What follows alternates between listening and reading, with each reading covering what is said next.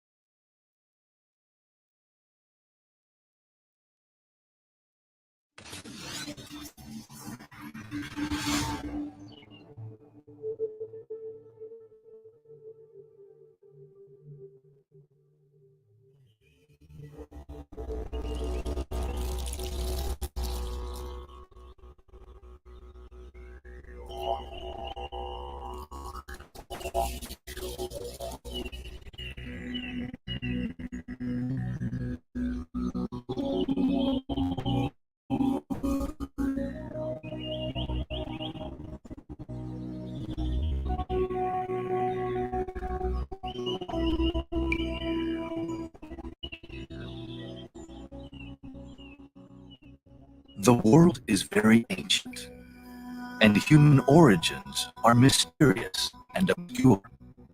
We try to decipher our past based upon the multiple layers of civilizations whose ruins lay strewn across the planet like pieces of an archaic jigsaw puzzle. Some of these old civilizations are still buried beneath the deserts, mountains, and oceans, awaiting a time when they will yield their secrets to human discovery or natural cataclysms that will strip away and reveal their hidden locations.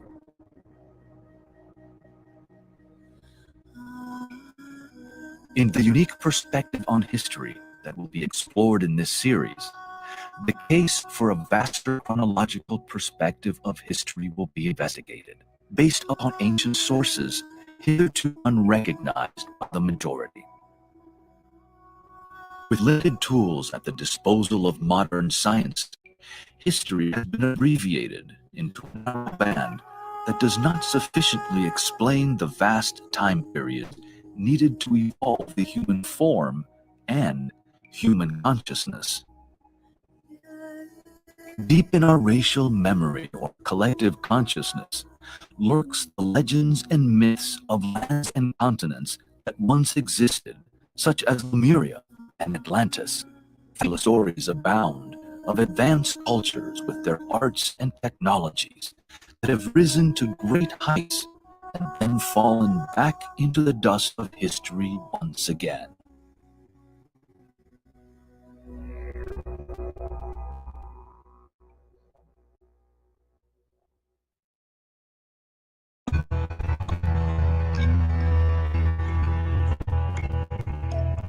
Understanding these rhythms and cycles of time help us to understand that our modern civilizations are not the first to have emerged, nor are they necessarily more advanced than previous ones that have come and gone.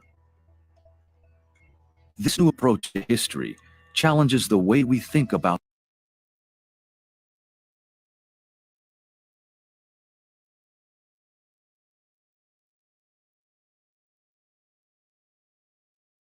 the past based upon our cultural, religious, and educational conditioning.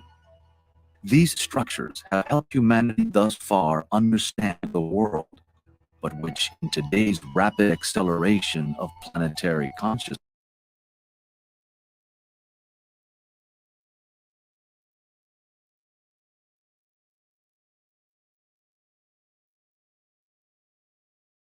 consciousness are very limited and starting to break down. They are overdue for transformation into a broader, more inclusive vision.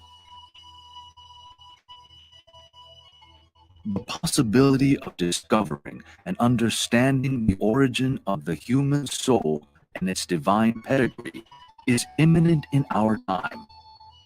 We stand before a doorway leading to planetary illumination upon the greatest mysteries of life, the hidden history of humanity.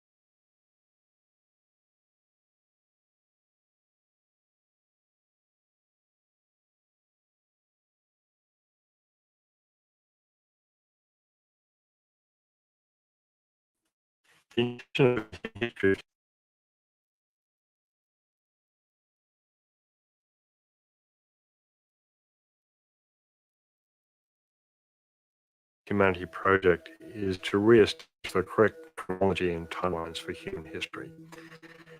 That's part of it.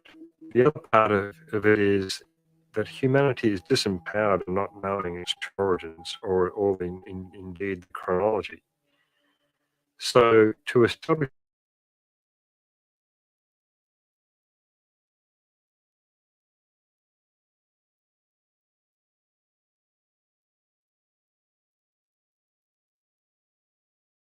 the correct chronology and the understanding of the root races, how humanity came into being, and how the evolution of consciousness proceeded from there, is going to empower humanity with knowing the truth. Humanity is having the truth hidden from it at this point in time, but it is actually emerging. We have light emerging, we have truth emerging, and this is happening exoterically in parallel with this esoteric emergence of the ageless wisdom teachings.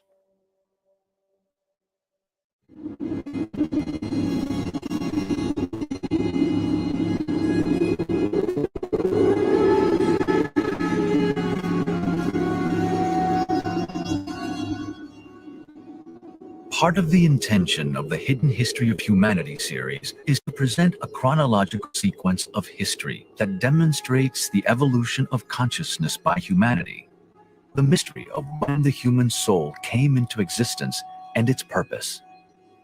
This first series will establish a broad structure of understanding for the future series that will elaborate further. Evolution will be traced from before the human race appeared through the stages of the Lemurian, Atlantean, and current root races. It will finish with contemporary humanity that is now transitioning into the sixth root race. It will discuss the evolution that will unfold in the future, always in the context of what has transpired. It has been said that unless we understand our history, then we are condemned to repeat the mistakes of the past. On the scientific side, several key areas will be explored in this history of the root races, such as geology, geography, astronomy, archaeology, and anthropology. From the religious angle, some of the most ancient works will be referenced: the Hindu, Jewish, Persian, Islamic, Buddhist, Gnostic, Celtic, and Christian traditions.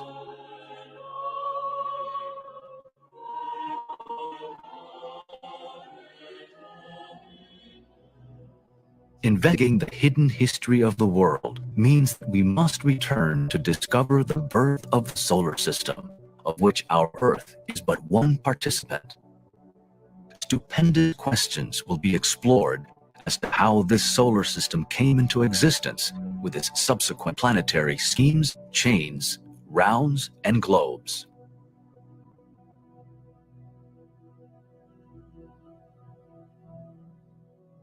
Modern science insists upon the doctrine of evolution. So does human reason and the secret doctrine. The idea is corroborated in ancient legends and myths, and even by the Bible when it is interpreted esoterically. We see a bud slowly developing from a seed and a flower from the bud. But what of the seed, with its predetermined program of physical transformation? What about the invisible, therefore spiritual forces which gradually develop its form, color, and perfume?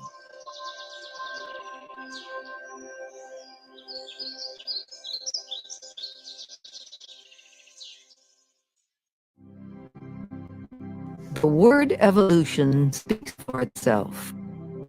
The origin of the present human race pre-existed in its parent race's seed, in which lies hidden the flower of the next race. The ancestors of the present elephant and lizard may have been the mammoth and the plesiosaurus. Why should not the originators of our human race have been the giants described in the ancient Hindu Vedas?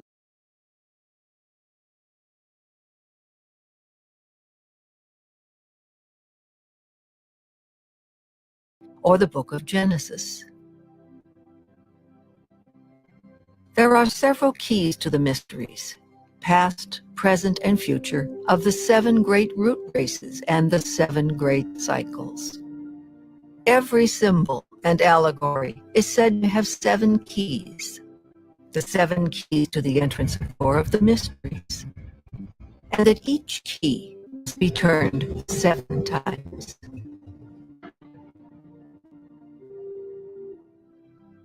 Well, the ageless wisdom has been called the perennial philosophy as well. It's ageless because it's timeless. It's the same verities and truths that exist throughout all time.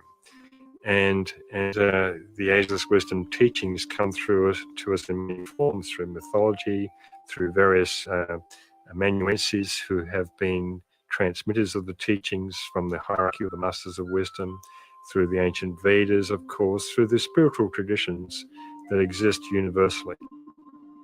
These various frequencies of the ageless wisdom teachings are available for people to plug into at whatever level of understanding that they have reached thus far in their soul evolution.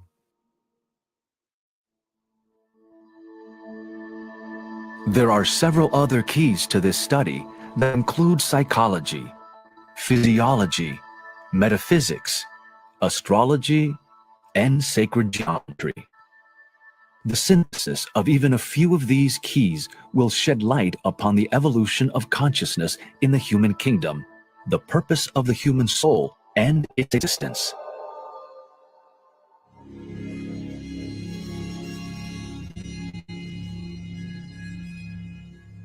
For many, to be told that the age of thinking humanity is around 18.6 million years may invite some disbelief or even derision and ridicule.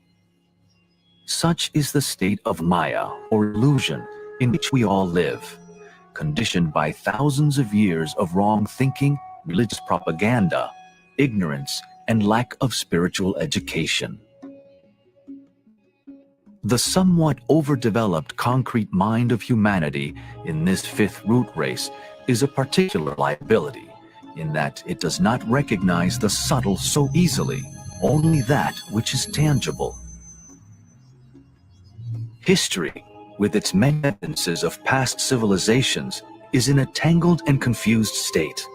Humanity's approach to our past has imposed upon itself the limitations of dogmatic science and theology, ignoring the ancient traditions that hold the keys to many of these riddles.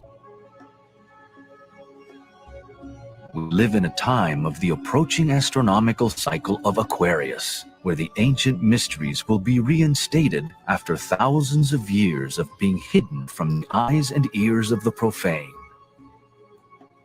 Humanity stands at the doorway of initiation into the mysteries of history and higher consciousness.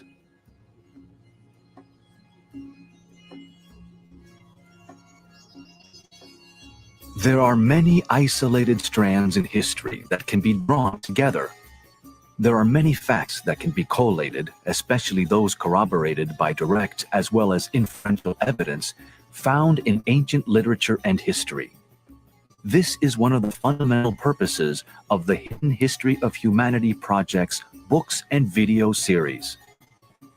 Much of this ancient literature is contained within the Hindu Puranas, the Upanishads, the Rig Veda, the Mahabharata, and the Ramayana.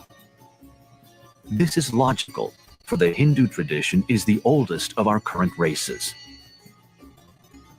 In the Puranas, the meaning and chronological order is very clear. We can count generations of the Manus and their series of incarnations as heroes in the old stories.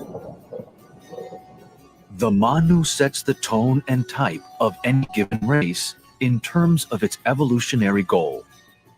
The ancient book of Manu gives a complete narrative of creation with a chronology of the divine ages of the heroes through the appearance of man on earth.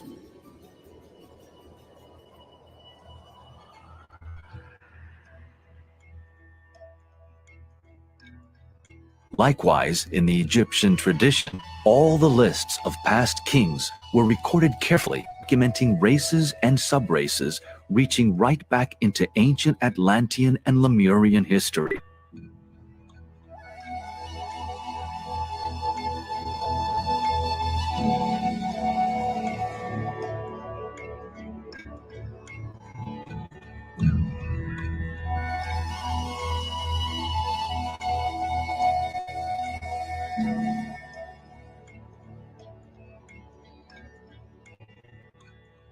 The most recent references to our current fifth root race also come to us from the Old Testament, where the history of all the human races is contained in the first 6 chapters of Genesis.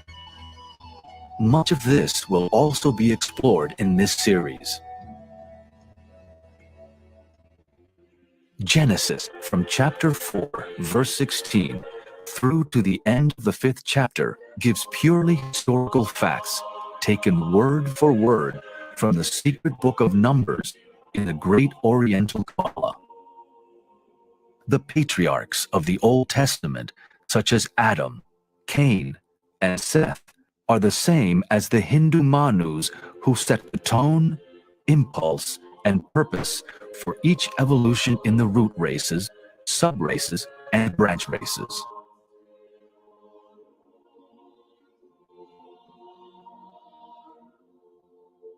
The Book of Revelation, chapter 17, verse 10, has preserved a tradition that speaks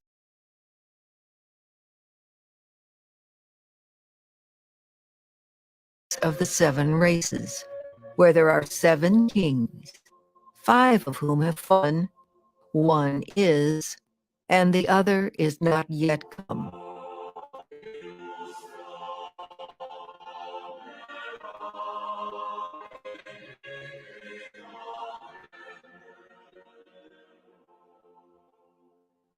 This passage refers to the 5 root races that have elapsed, including the 5th root race that is almost finished. That which is not yet come refers to the coming 6th and 7th root races.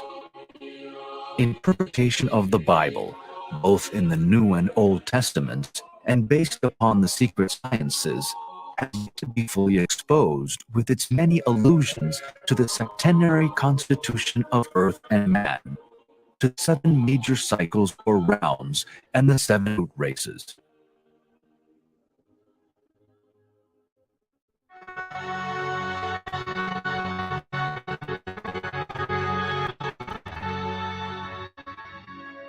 Ancient Greek tradition was also a repository of the ageless wisdom, encoded throughout its wonderful and deeply evocative mythology.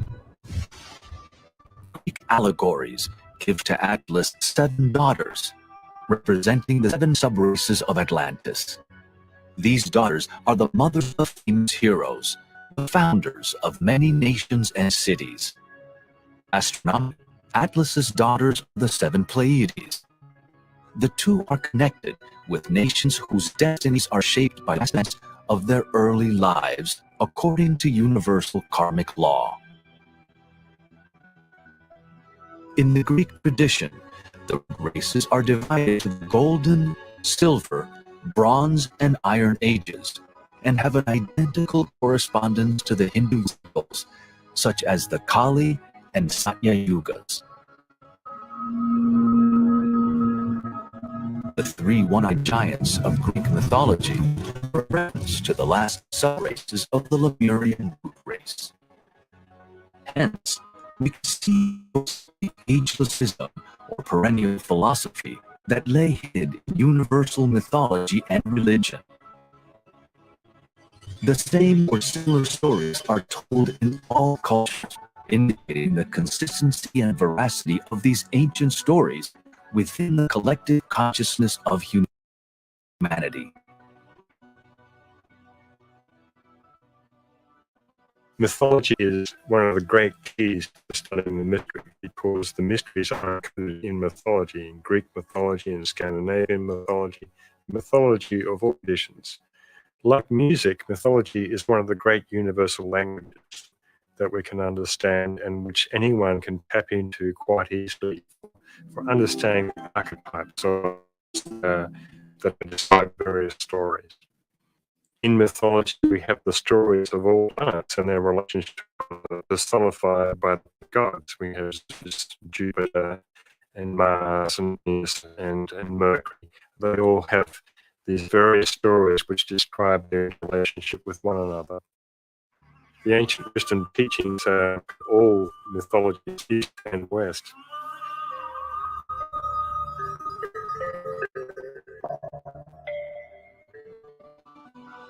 The secret history of the world is revealed in traditions, the duration of which surpasses the minuscule figures used in modern times. In denial or ignorance of its true origins lies the source of disempowerment for humanity, in not knowing its divine source, the nature of the human soul, and the very lengthy evolution of human consciousness.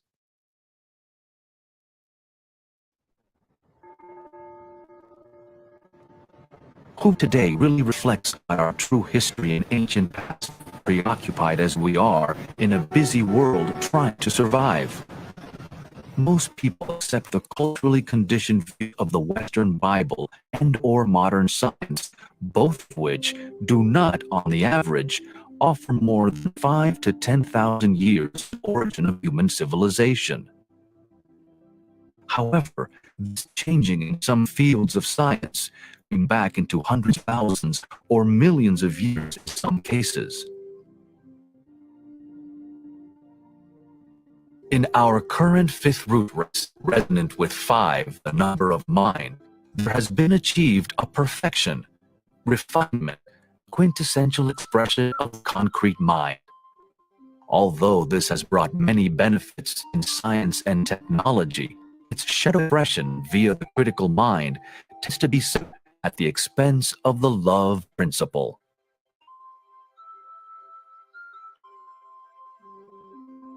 The low mind only functions 5 tangible senses. In the coming Aquarian cycle, the secret sciences will blend more fully with mainstream science. The 6th sense, or intuition, is in its early stage of development in its imminent 6th root race, hence perception of universal aspects of human evolution, such as the aura, chakras, and the invisible force behind nature, is still limited, unrecognized, and unrealized by the majority. With regard to history, there are many crystallized belief systems that influence current world thinking. They are compounded by an unquestioning and undiscriminating acceptance under the authority of modern science or religion.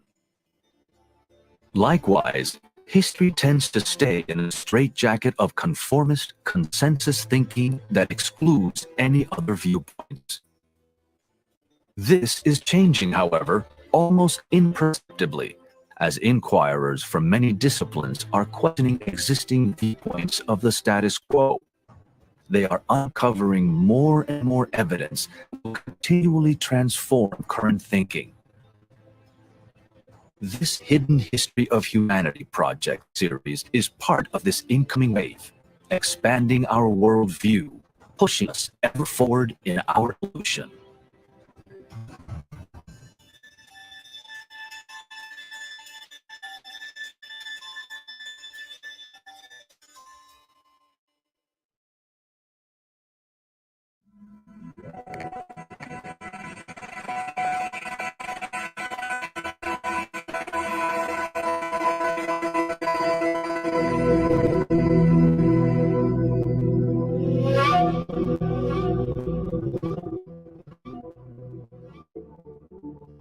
There is one boundless, immutable principle, one absolute reality, which antecedes all manifested conditioned being.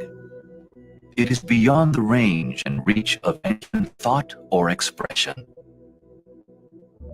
The manifested universe is contained within this absolute reality and is a conditioned symbol of it.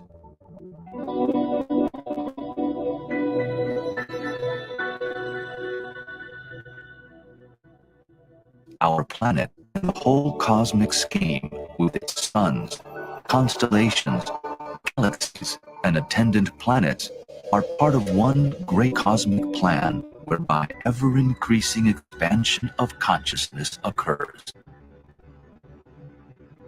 The Buddha said, "Veil after veil will fall, but veil after veil remains."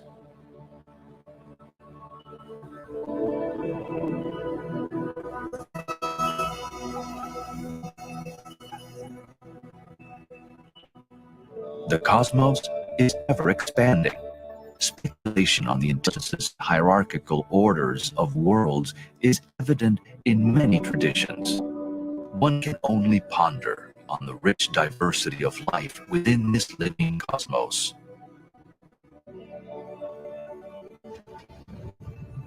All of these factors inform us that we cannot possibly be the only form of created intelligence in this vast panorama of worlds.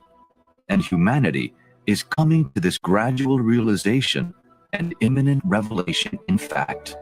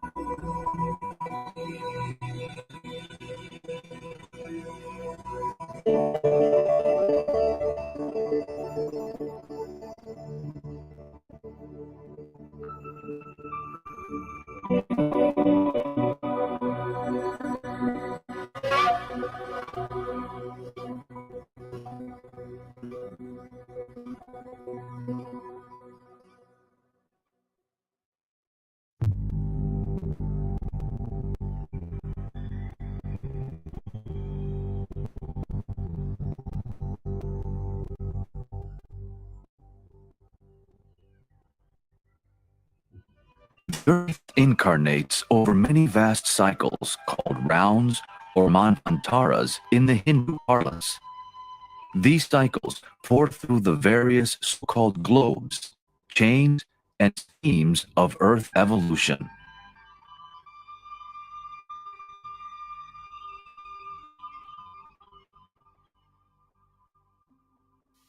The rounds are enormous periods of time, and there are 7 rounds that correspond to each planetary incarnation.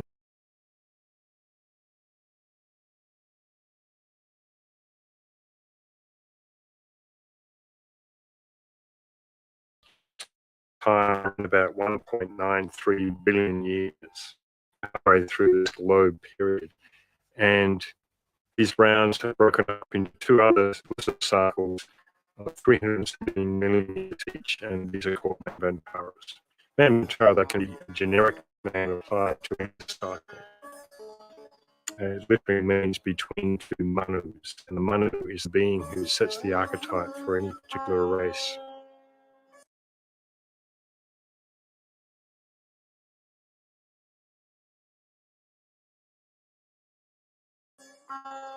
So these 7 rounds are opportunities for the incarnating monads of the planet to gain experience by incarnating upon these streams of energy, which we call rounds, and subsequently find their incarnation into the various root races, sub races, and branch races.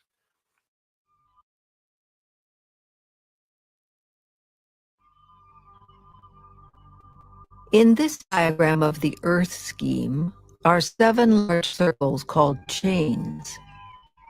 Within each of these large circles are 7 smaller circles called globes. Planets are called schemes because behind the visible outer planet are a series of worlds in more subtle matter called globes and chains. A planetary scheme holds within it the entire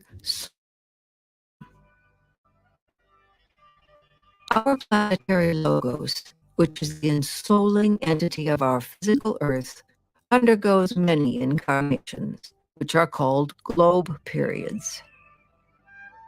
There are 7 globes that are contained in a chain of globes.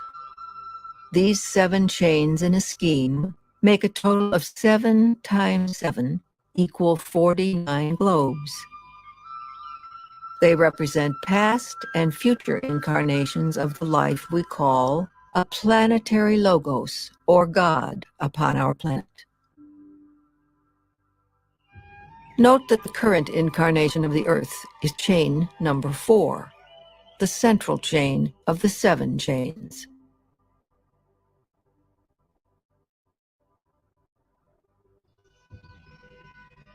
The third chain is also called the moon chain, a previous incarnation of the Earth, for which our moon today is a remnant and reminder.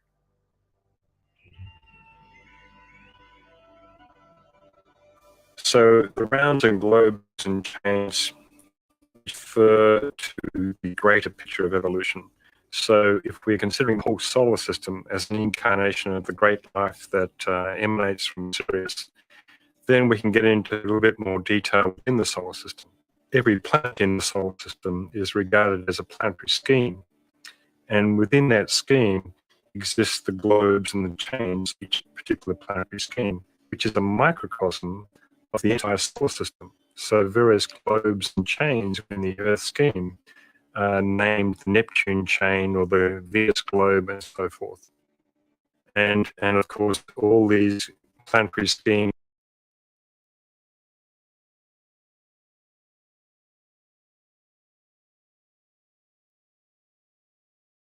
within the solar system are connected to one another.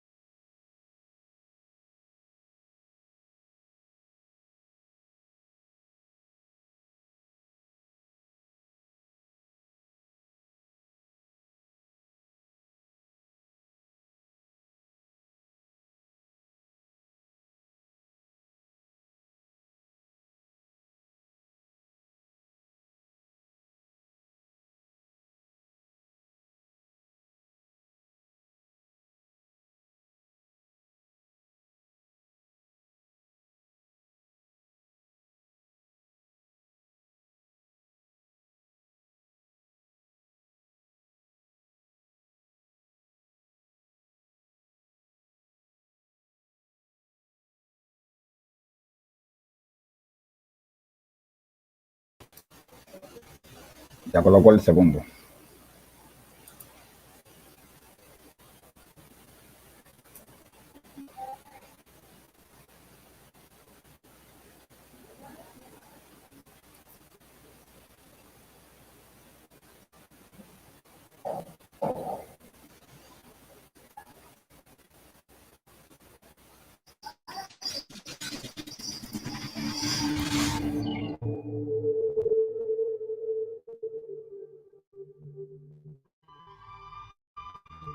In time and space today, our plane is currently in the fourth globe of the fourth chain, about halfway through its evolution. It is now in the 25th globe, or incarnation of a total of 49 globes in the Earth scheme. The globe lasts 4.32 billion years.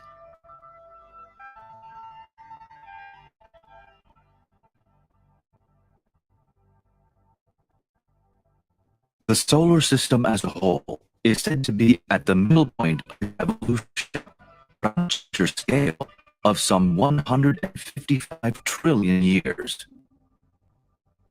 The Yuga cycles have been described as symbolic by many modern scholars, but they are also literal in terms of time. These are stupendous cycles. Yet if one seriously studies and reflects upon the ancient Hindu Yugas, it will be found that they have an innate beauty and truth that transcends our modern measurements of time. The law of periodicity is to be the science of cycles. So periodically, these cycles recur over periods of time, they repeat, but they repeat on different turns of the evolutionary spiral. So we have cycles of the rays, we have cycles of the planets, and we have cycles of the zodiac. We have the precession cycle of the zodiac every 25,920 years. So we have many, many wheels within wheels to the science of cycles, and it can get very confusing. The Yuga cycles of the Hindu tradition are based upon the precession cycle of the sun going through the zodiac. So we have a 2,160-year cycle of the sun preceding from Aquarius through Pisces and so forth. And if we multiply the 2,160-year cycle by 2, we get 4,320, which Blavatsky tells us is a magical cipher that we can use to calculate some of these cycles.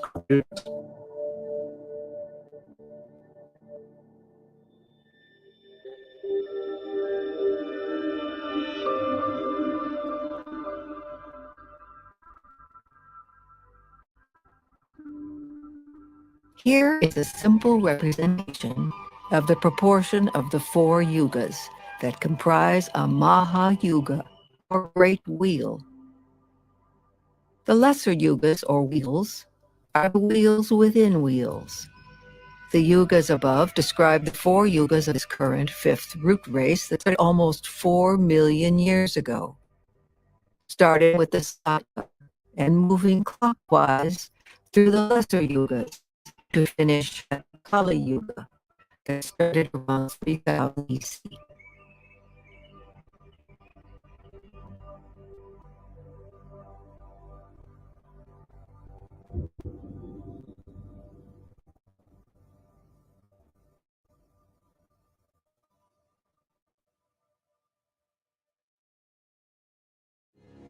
Humanity has required eons for physical and mental development to evolve into its relatively sophisticated modern state. What do you think?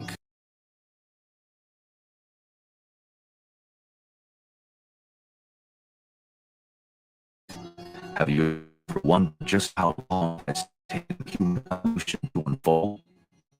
Have you accepted what you were told at school or believed what adamant biblical scholars have declared?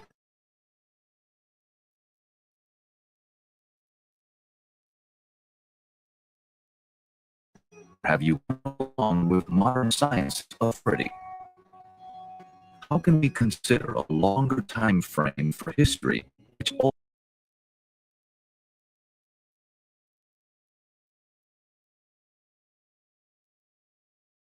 ultimately conceals the greatest puzzle of existence and the mystery of the human soul.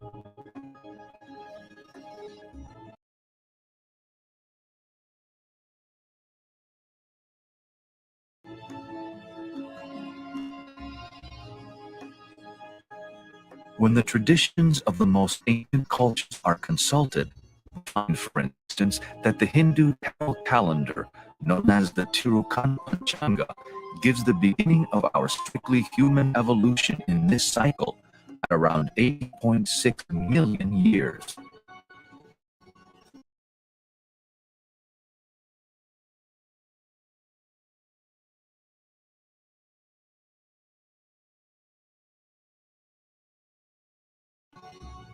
These cycles also go back into trillions of years, and the Mayans have documented them in the billions.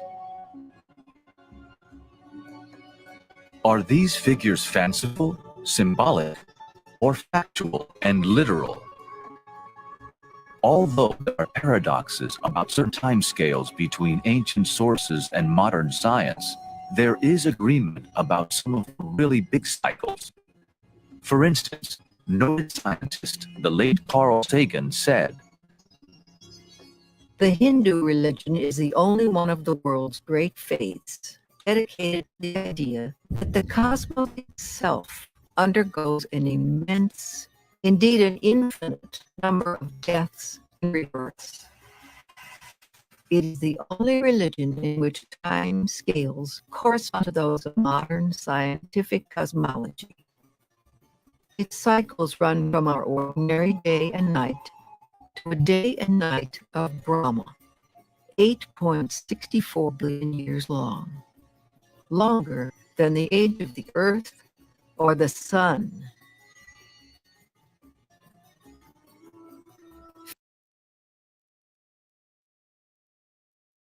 Physicist Fritjof Capra, in his best-selling book, wrote, "This idea of a periodically extending and contracting universe, which involves the scale of time and space of vast proportions, has risen not only in modern cosmology,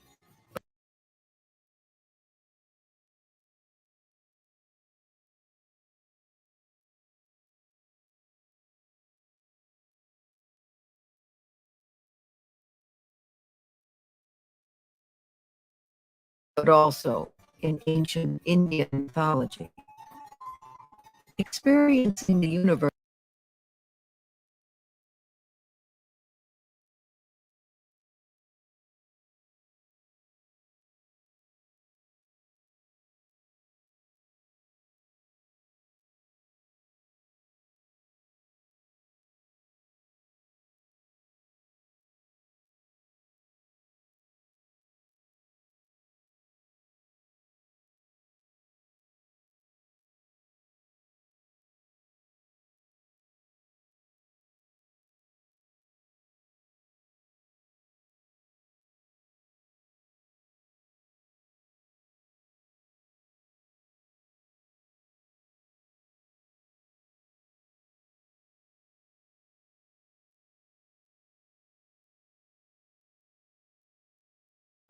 as an organic and rhythmically moving cosmos, the Hindus were able to develop evolutionary cosmologies which come very close to our modern scientific models.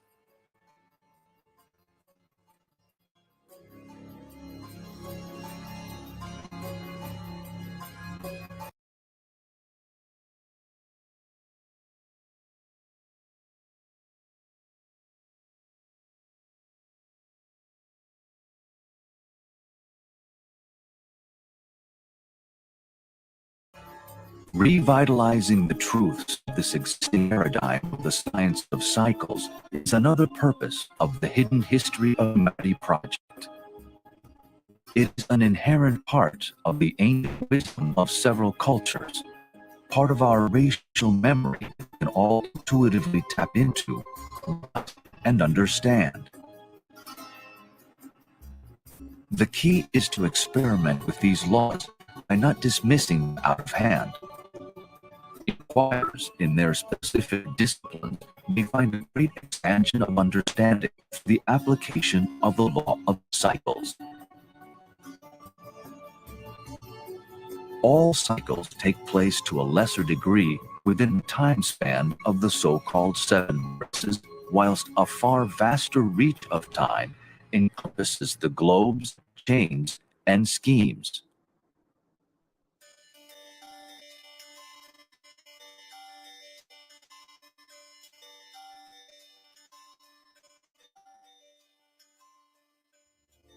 Humanity is somewhat disempowered in not understanding its past, which is the origin and purpose of the human soul. Also, there has not been a fixed time from which to reckon, by which to measure history, and settle with the shortened chronology that is supposed to explain the entire unfoldment of the human race. A distorted reality has.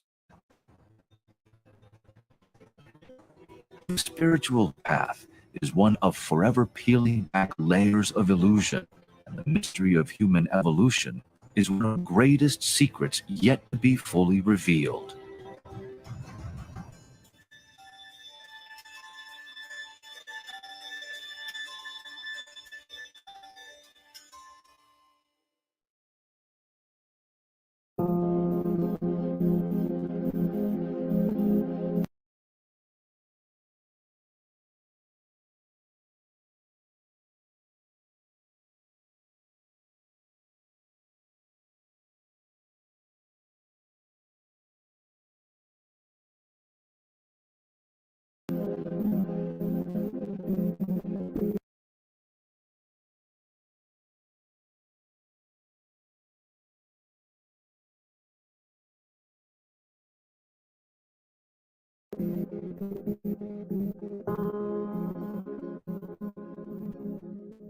As noted earlier, modern science and the secret sciences roughly concur on some of the big cosmic cycles, yet it is ironic that in the time scales for such as archaeology and anthropology, there is required a huge addition of time for the birth of civilization, from 3000 to 4000 BC back to 18.5 million years. Equating the esoteric record of time with the current axiological record, there is a massive subtraction of time, from around 65 million years for the Jurassic Age, down to 28 to 20 million years for the esoteric doctrine. The big dinosaurs may well have existed 65 million years ago, yet the esoteric doctrine states that the reptile extinction was closer to 20 million years ago. Disparities and contradictions abound, yet they are not unresolvable or irreconcilable. Consider that around 500 years ago, it was thought that the sun orbited the Earth and that the Earth was flat.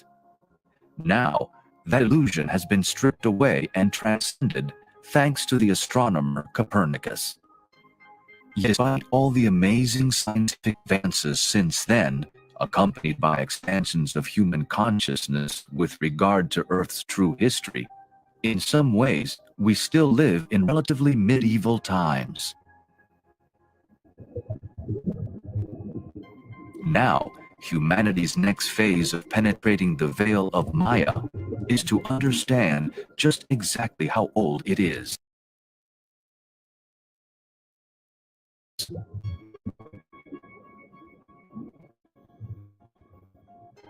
Time is an illusion. Yet just as a human being has allotted lifespan, so do all plants, solar systems, galaxies, races, civilizations, and nations. All entities, therefore, have a measurable cycle in which to achieve certain goals in their evolutionary pattern. Esoteric cycles are based on the astronomical precession of the Earth orbiting the Sun. It takes 2,160 years for the Sun to precess through one sign of the zodiac. From here, all the cycles are measured.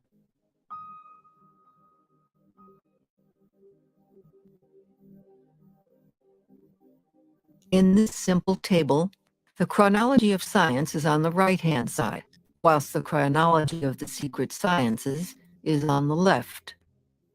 The figures are in millions of years. Even though there are large disparities between the figures, when more understanding of the process of dating the Earth is acquired, these figures will concur with one another.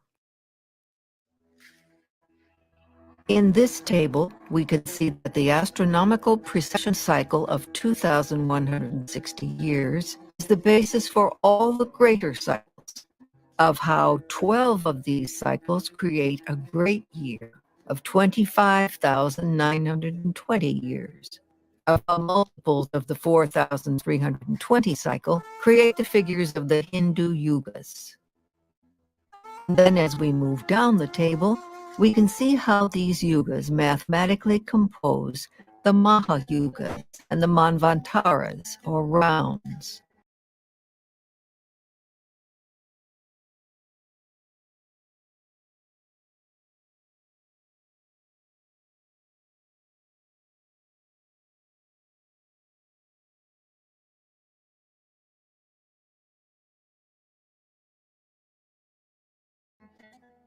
Eventually, a day of Brahma is reached, delineating the time for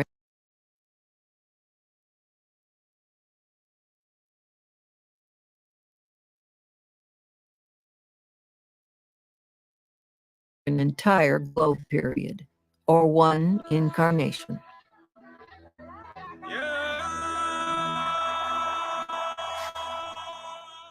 In each globe incarnation of Earth, there are 7 major cycles of evolution, also called rounds. Rounds are composed of 2 cycles each, called Manvantaras, that total 14 in all. The rounds are cycles wherein the life wave of human spirits incarnates through a planetary scheme and its chains and globes. This human life wave experiences life in all kingdoms, starting with the mineral, vegetable, animal, human, and finally the kingdom of souls.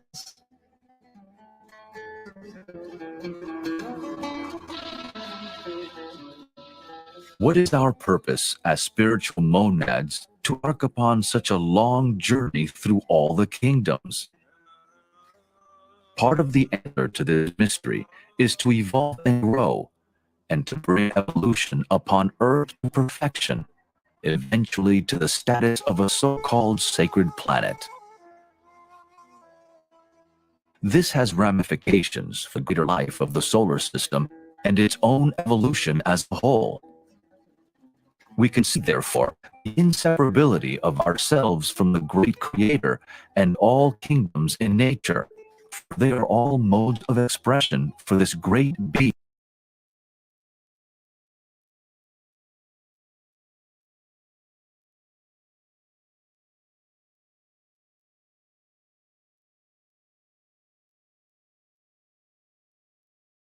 To redeem, purify, and transform into a higher consciousness, thereby joining a greater evolution with the other planets in the solar system.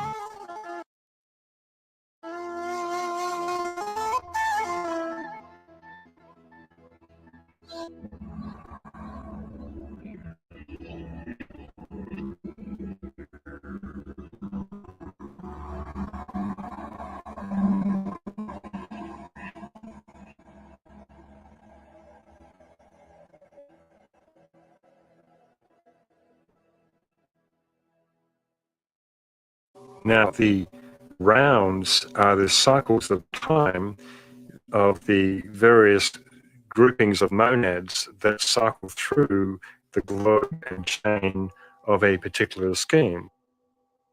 The rounds extend for a period of 617 million years, and they are composed of 2 Manvantaras, which are 308 odd million years each. And so there is a certain inbreathing and outbreathing of these manvantaras, or cycles of time. In each of the great cycles we call rounds, there are 7 root races. Combined with the 7 rounds, this makes a total of 7 times 7, or 49 root races in a globe period. As above, so below. Just as we explored the 49 globes of the planetary scheme, so this evolution is reflected in the 49 root races in just one globe period. These rounds and root races provide the physical body of incarnational experience for our Earth logos. Human souls are light cells within this greater body. Within each root race are 7 subraces, and within each subrace are 7 branch races. 7 times 7 times 7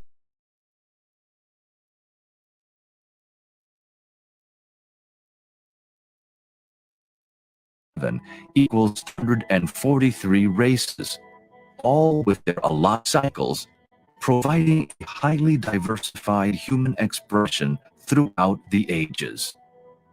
The branch races, in their turn, give birth to the nations.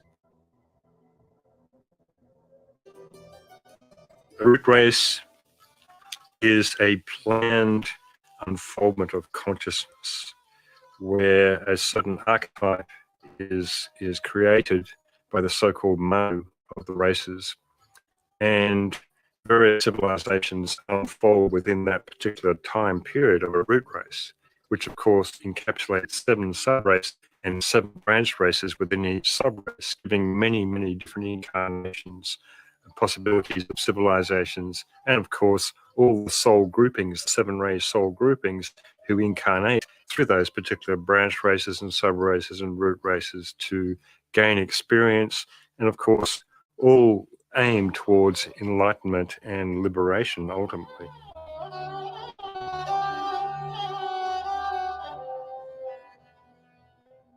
Hence, the nations that come and go are the leaves upon this tree of life. They have their autumns and springs and constitute the shortest cycles of a few thousand years. The small branches that support the leaves are the branch races with cycles that correspond to a 26,000-year precession cycle. The larger branches embody the much larger cycles of the subraces. The trunk of the tree represents the largest cycle embodied by a root race. All the races and subraces that evolve are seeds for the next level of evolution. All races and subraces have a long overlap, so whilst one race is unfolding, it will give birth to another distinct race that will unfold on a partially parallel timeline. Although this is a two-dimensional diagram, we can think of time and evolution as spiralic.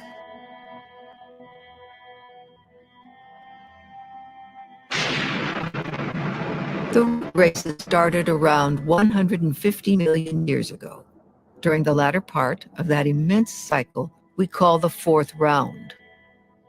The first 2.5 human races were in the subtle or etheric realm, and gradually evolved into a physical form with skin and bones in the middle of the 3rd root race of Lemuria. Human bodies were enormous in those times, but through development of the mental principle, became smaller and more refined.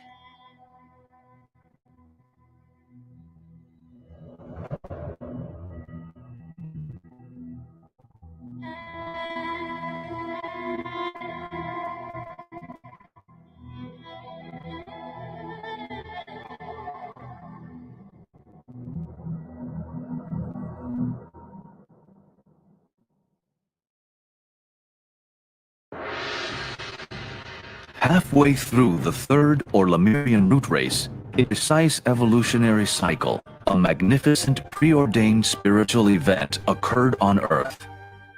It was the coming of the Lords of Flame, who imparted the spark of mind to humanity. This was a humanity who were hitherto only members of the animal kingdom, with animal instinctual awareness and in reality no mind. This period is known as individualization, and it is where Earth's greatest mysteries lay hidden. The Lords of Flame are also known as Kumaras, and emanated from an evolution from within the Earth scheme called the Venus Chain. It was an evolution associated with Venus, but not from the planet Venus per se.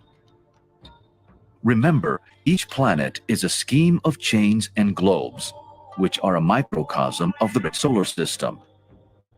The planets sing together, creating the music of the spheres, a cosmic symphony. The presence of these 105 Kumaras created a great influx of force, so powerful that a mighty storm raged over the planet, destroying most of the animal kingdom, dinosaurs and humans alike. The advent of the flame, the electrical storm, which ushered in the period of man, was distinguished by disaster, chaos, and the destruction of much of the animal kingdom. The spark of mind was implanted in humanity. The strength of its vibration and the immediate effect of its presence caused the death of the animal form, thus producing the immediate possibility of the newly vitalized soul bodies, vibrating to such purpose that new physical bodies were taken for incarnation.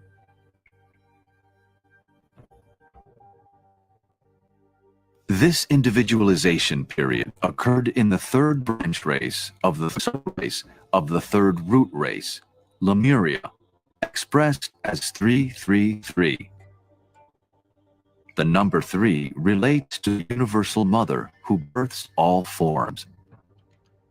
The individualization process started 21.6 million years ago, the chronology of the secret sciences that pinpoints the death of dinosaurs. After a few million years, the individualization process for various groupings of humans culminated 18.6 million years ago with the final registering of this spark of mind. Consciousness was not instantaneously received, like turning on a light switch. Groups of souls needed special attention by the guides of the race in this 3 million year period to fan their spark into a flame.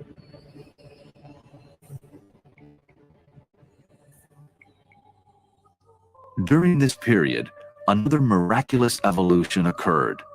The future humans, who were hitherto members of the animal kingdom with only instinctual consciousness, were hermaphrodite also. In other words, they reproduced themselves without the aid of any mate.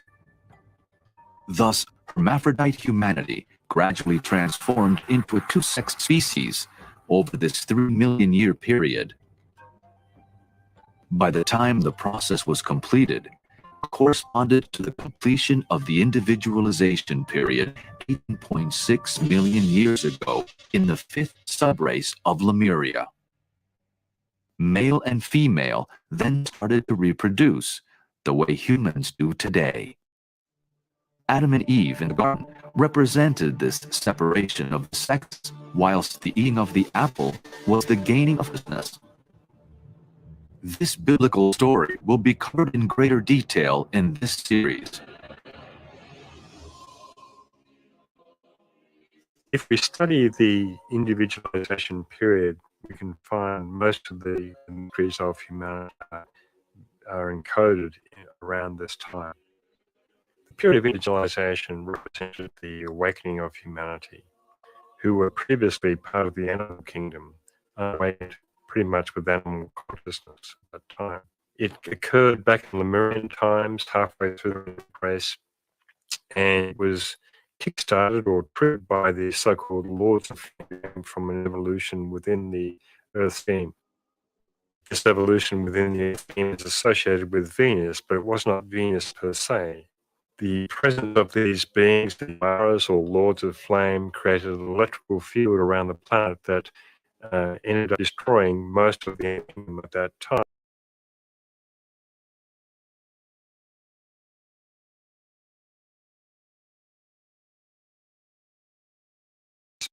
Period was caused by our souls. Spark of mind was born.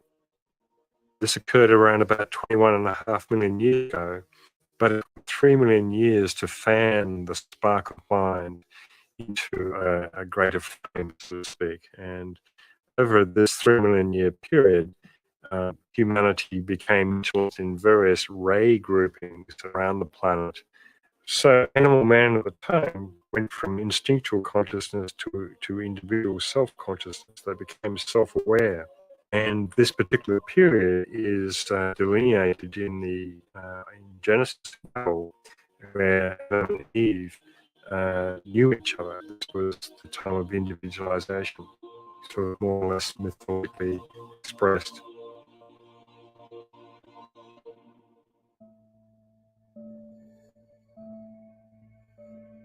This table shows the timeline that corresponds to these sub-race events in Lemuria.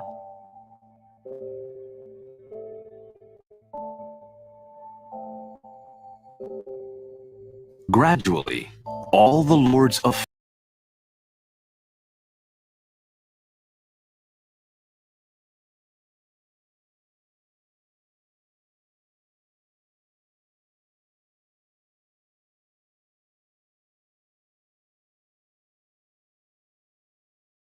flame completed, returned to the Venusian evolution within the Earth scheme. Yet 7 of these Kumaras stay, the chief of whom is called Sanat Kumara, or Melchizedek, also known as the Watcher, or the Ancient of Days. He presides over humanity until the last weary pilgrim struggles home. In other words, until the last of humanity achieves liberation. This was also the time of the establishment of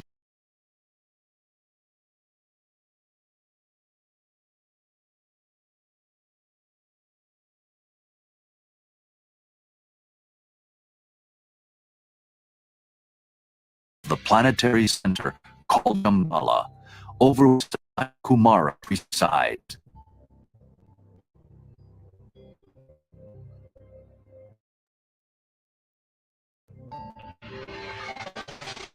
Following table shows that Shambhala's establishment coincided with human individualization. The being whose body is our planet utilizes the human races for expression. Here again, we see our inseparability from deity.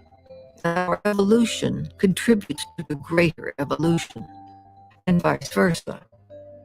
In the table, we can see these chronological correspondences with the sub-races and races.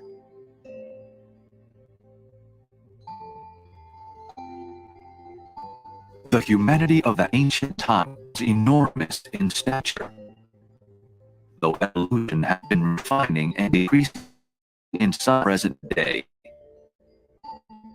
Even over 4 million years ago, when the final destruction of Lemuria occurred, just before the first Atlantean destruction, there were still very large giants. Indeed, the statues of Easter Island that are about 30 feet or 10 meters high are representative of the height of the giants of that time.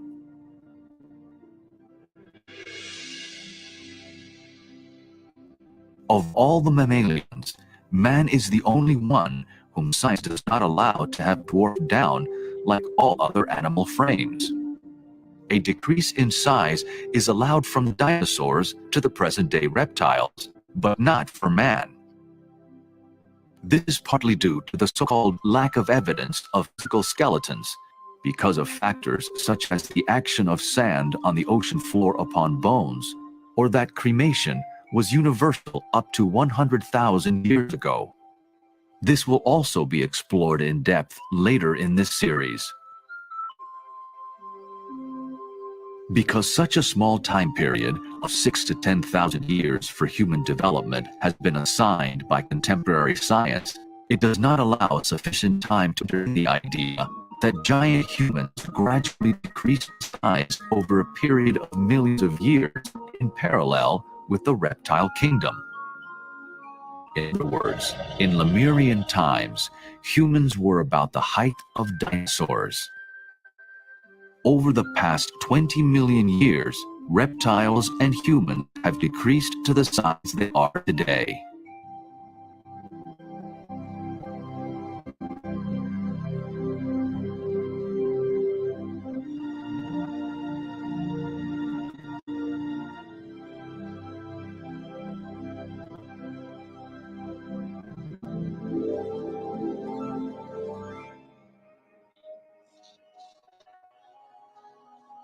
So the Hidden History of Humanity project seeks to document and visit many sites around the world where these relics and artifacts remain of ancient civilizations, such as Tiahuanaco in South America, Cusco in Peru, Easter Island, the ancient ruins of Greece, and many ruins around the Mediterranean. They're extant across the whole planet.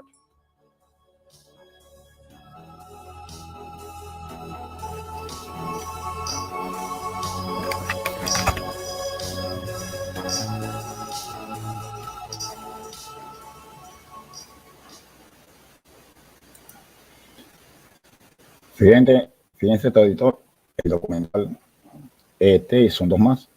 Los otros, si no me equivoco, son escritos y videos. ¿Qué puede usted decir? Ahí usted no ve fanatismo, ahí usted no ve señalamiento y no ve estupidez mental. Ahí lo que ve son gente, señores, buscando verdades en todos lados, sin aferrarse, sin amarrarse, sin fanatismo de nada, sin quererse superior a los demás.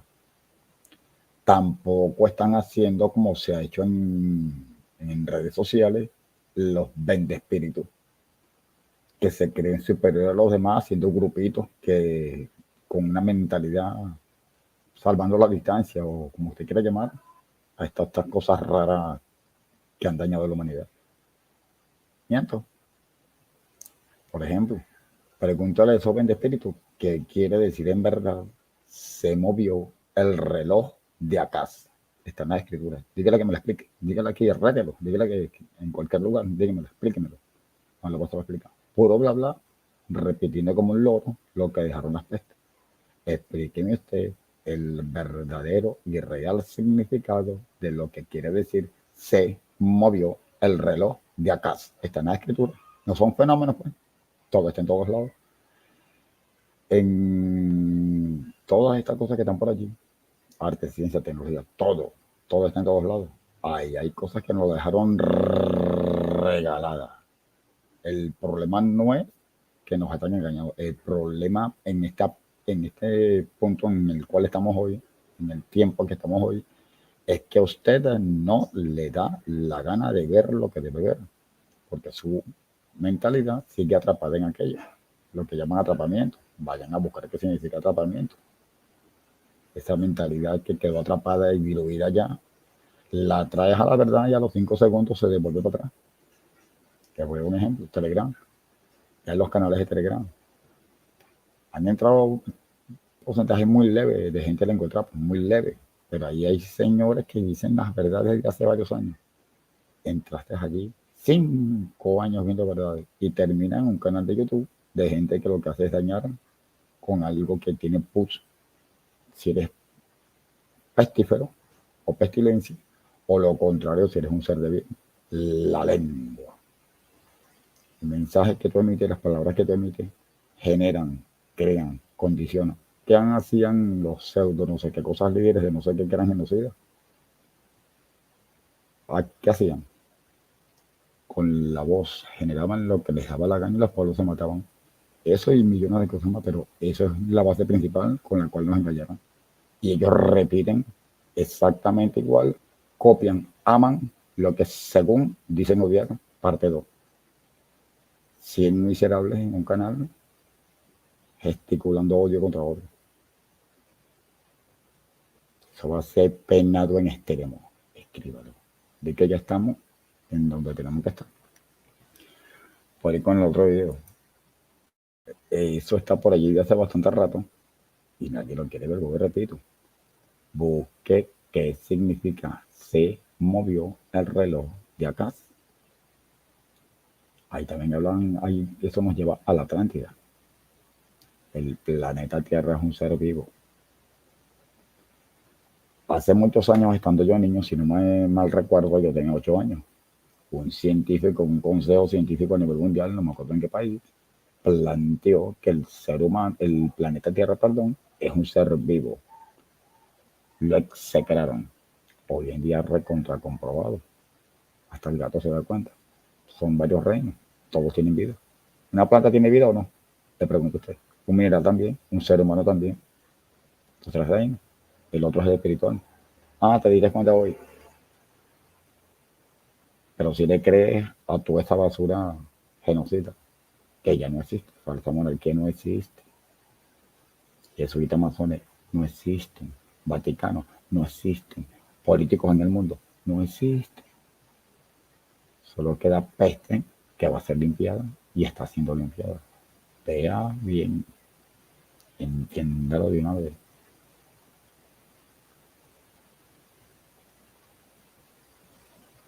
Y hay millones de cosas que ver, hay contenido que dar. ¿Y para qué tienes un canal? Si tú tienes un canal de YouTube, de Telegram, de cualquier tipo, en los cuales tú te dirijas a cientos de personas y usted lo que esté generando es fractura, división, grupos para quitarle la vida a fulano, mengano, generar fractura y mentalidades de división y odio que generan muerte en los demás. Yo mínimo le meto 5 años por pecho. Para empezar por allí. Y si sucedió algo por lo que usted hizo, 15 por ese pecho. Y es poquito. Depende de lo que haya sucedido. Minutos. Vamos con el otro video. Y aquí no venga después que, ay, no, pues mi intención, sabe lo que estaba haciendo. Y no hay edad, yo. El que entendió, entendió. No hay edad. Vaya a buscar. Investiguen por aquí. Yo estoy loco, ustedes saben. Ustedes me conocen, soy loco. ¿Cómo te ese video?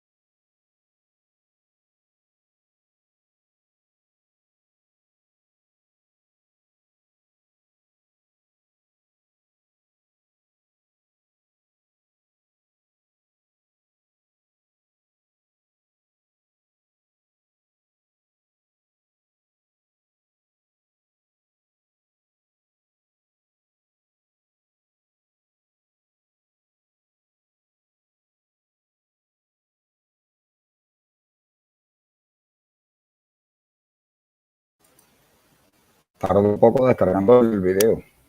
Recuerden que internet en la otra ella.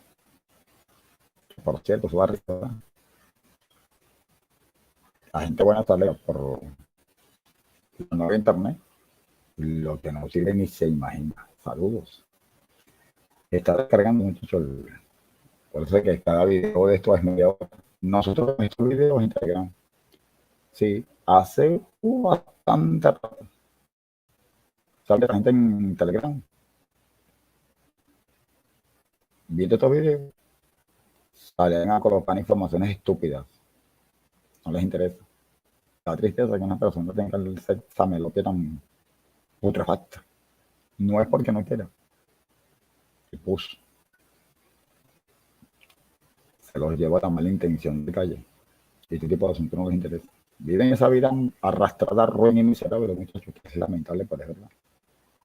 En total, hay gente que vive por un miserable ruin licor, droga de todo tipo y así la otro.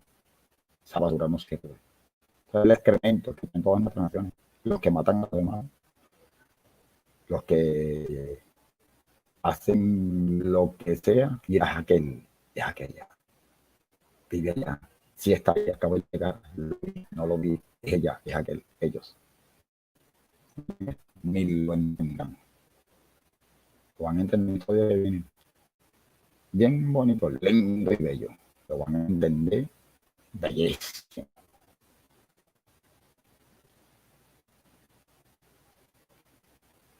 No sé qué pasa aquí, muchachos. Este video no quiere abrir. No comenzó otra vez a ver. Ahí va.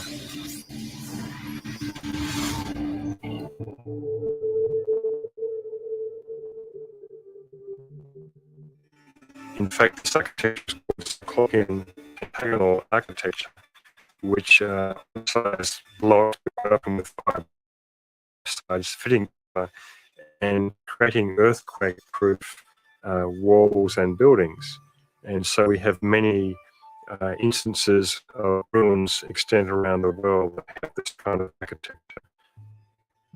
For instance, in Mycenae in Greece, we have these marvelous ruins that look like they've been built by giants. And in fact, part of the Hidden History of Humanity project looks at the evolution of the human form from giants down to the size that we are today.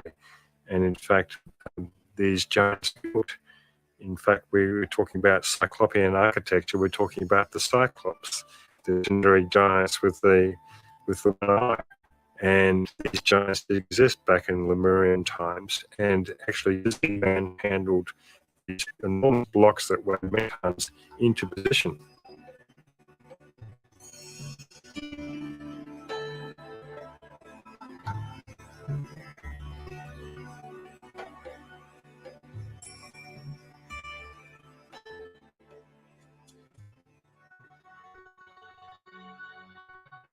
The Titans of old and the Cyclops, legendary three-eyed mortals, belong to the fourth Atlantean root race. All their subsequent legends and allegories are found in the Hindu Puranas, the Greek myths, and Homer, based upon hazy reminiscences of real Titans.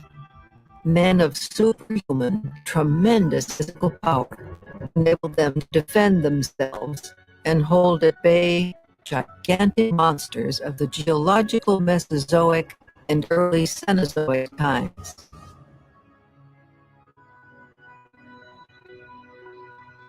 In the mythology of the ancient Cyclops, the three giants with one eye are said to represent the last three subraces of that newly conscious Lemurian race. At the peak of their development in Atlantis, they have been described as towering giants of godly strength and beauty, and the depositaries of all the mysteries of heaven and earth. The giants of Lemuria and Atlantis were able to build large structures and lift enormously alone, but also had at their disposal technologies that allowed stone weighing many tons to be lifted effortlessly. An imperishable record about the gradual evolution of the races has been left for us in the Bamiyan statues of Afghanistan. They were created during the Atlantean flood, when initiate adepts of Atlantis were taking refuge in the Central Asian mountains. The 5 different sizes of statues are said to represent the height of the root races in their enormous early etheric and in their later still gigantic and then smaller physical development.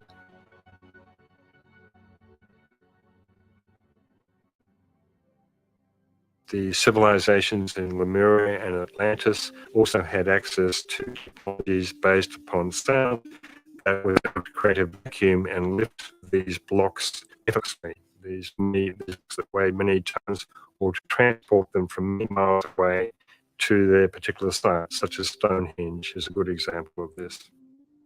And in many of the mythological stories in South America, in the Celtic countries of Europe, we find very similar stories of the magician who transported these stones from many miles away effortlessly through the air. The transport of these stones may seem like a magical process to us, but to those who had the knowledge, it was simply about rendering the atoms within these stones weightless. And this is the science of magic.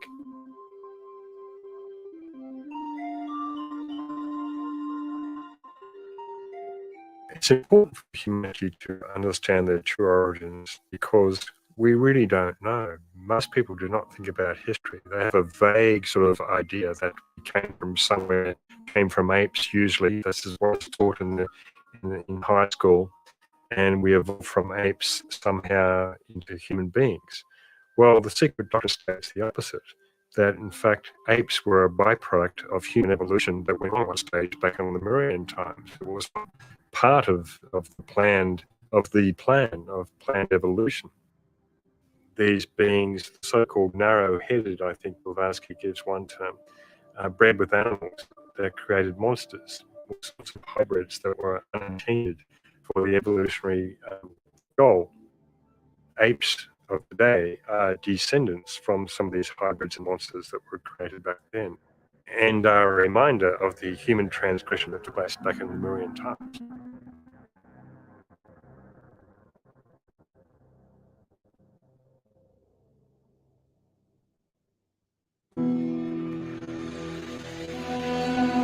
According to occult doctrine, humans bred with animals in Lemuria, creating an unnatural and unplanned linking. The hybrid monsters created were the ancestors of our modern apes. At individualization, certain groups of souls refused to incarnate because they regarded the bodies at their disposal as too coarse. They were ultimately responsible for the groups of humans that caused this evolutionary anomaly, the so-called sin of the mindless. The modern-day orangutan is a peculiarly human reminder of that ancient transgression, and today these apes are getting much publicity because their habitat are being destroyed in Indonesia through rainforest logging. When the unplanned inbreeding occurred with animals, the celestial guides immediately struck some groups with sterility in order to halt that which was not in the program of the divine plan.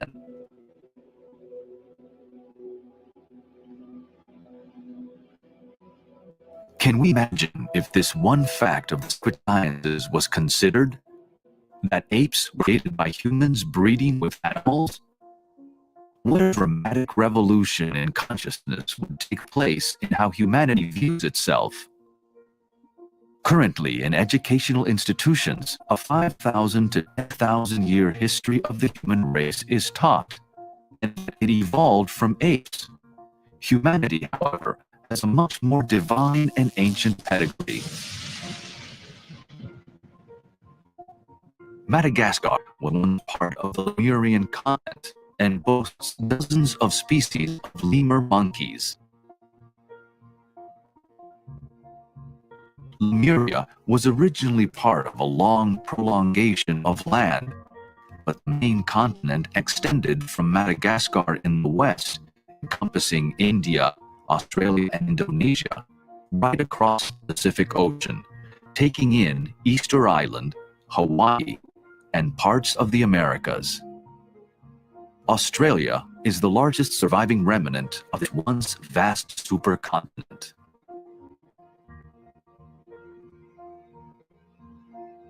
The fledgling humanity during early Lemuria was under the guidance of divine beings said to emanate from celestial spheres far higher than our own, giving instruction in building, agriculture, fishing, and language.